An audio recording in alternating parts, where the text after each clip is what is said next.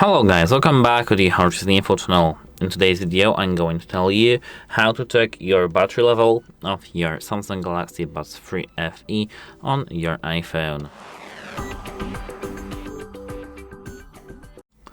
At first, have your earbuds turned on and paired with your iPhone.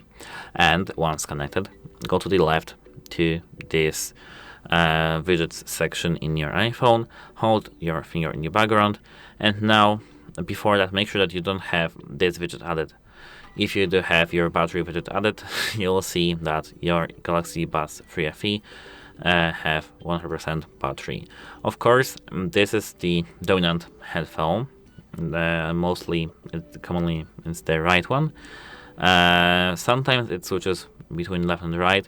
If you want to check the battery level strictly of the left or right, just take the one out of the case and have the case turned off.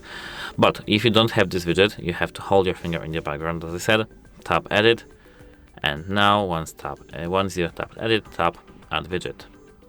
Here scroll down until you see batteries.